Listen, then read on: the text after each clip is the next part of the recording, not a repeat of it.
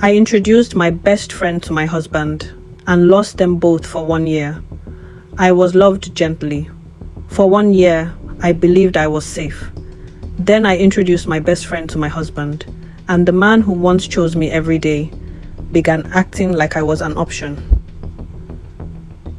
My name is Amara Okoye.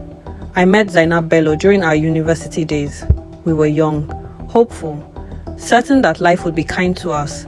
We studied together, failed together, shared everything together, gave even my last to her, dreamed loudly together. When she had nothing, I shared mine. When I cried, she listened. One evening, under the hostel staircase, we promised each other something. That no matter what happened in life, we would always protect each other. I believed her. After graduation, I met my husband, Chukwudi Okoye. He wasn't loud, he wasn't flashy, but he listened. When I spoke, he paid attention. When I complained, he didn't dismiss me. Loving him felt easy. When we married, I told Zainab everything. How kind he was, how gentle, how he never raised his voice at me. She listened quietly and remembered. The first year of our marriage was gentle. Even when money was tight, love filled the gaps.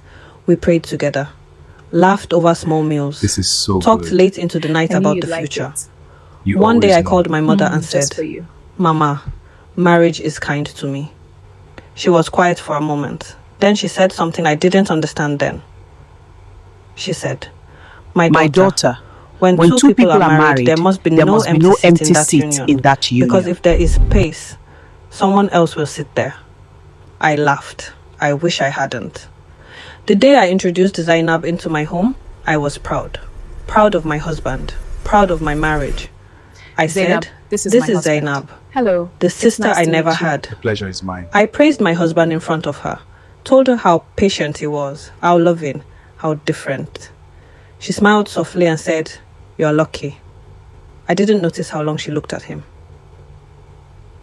The change didn't happen suddenly. It came quietly. Chukwudi became distant, short with his words. If I asked what was wrong, he said nothing. Soon Why jokes won't you turned into talk to me? criticism. Correction replaced What did I do care. wrong? When I cried to Zainab, she said, Marriage humbles women. Maybe you talk too much. Maybe you talk too much. Men don't like stress. Men don't like stress. Slowly, I began to shrink while she grew closer. Then came the business meetings. Always sudden, always urgent.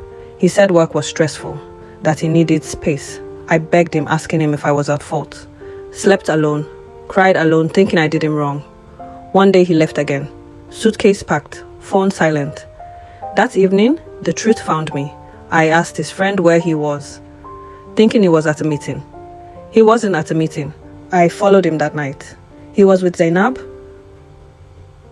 Something inside me became very calm. I didn't scream. I didn't beg. I remembered my mother's words. Never battle for a place that was already yours. I packed my bags quietly.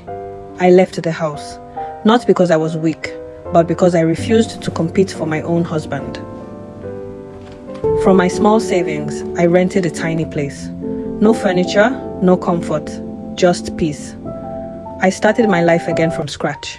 I didn't care that it was beginning again. Some beginnings are not failures, they are rescues. I lost a marriage, I lost a best friend, but I found myself, and I learned this. Love does not need competition, and loyalty should never be shared. So tell me, would you walk away or fight for a love that's already left? Subscribe. Hi everyone, welcome to Tales by Merit.